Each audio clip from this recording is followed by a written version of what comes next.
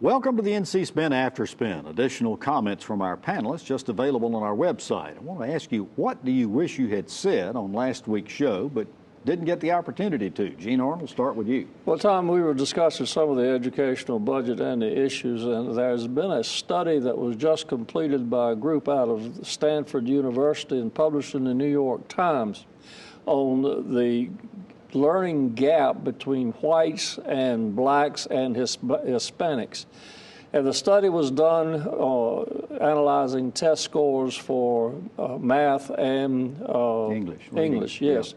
Yeah. And what they found was that there is as much as 4 grade levels difference, the gap between whites and blacks and Hispanics in learning, where you have high pockets of poverty attending schools.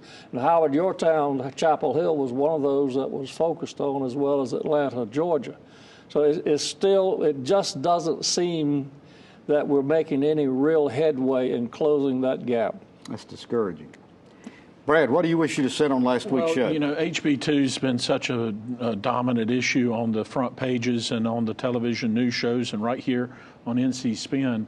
There is continuing dialogue between various camps, and there's been a push, Tom, to have the legislative leadership look at a proposal to rescind the key elements on dealing with discrimination and access to the state courts as a good faith effort, and to basically placate the business community and then allow the court system through the federal courts to deal with the definition of reasonable accommodations. And there has been some interest. There has not been movement yet, but the discussions are ongoing, the dialogue's there, and I'm very optimistic you could see some movement. Interesting. John, tell us what you would like to have said on last week's show, but you didn't.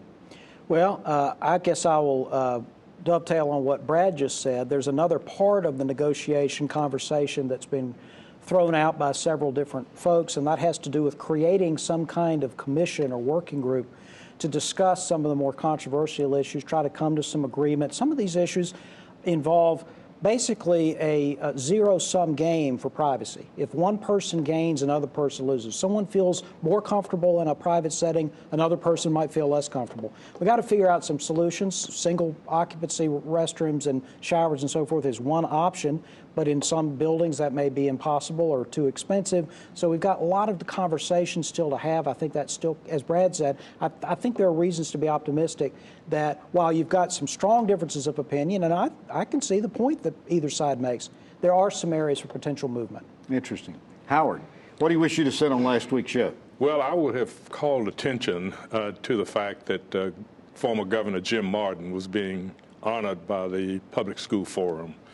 Jim was a good governor, and he did a lot in education that he hadn't gotten a lot of credit for.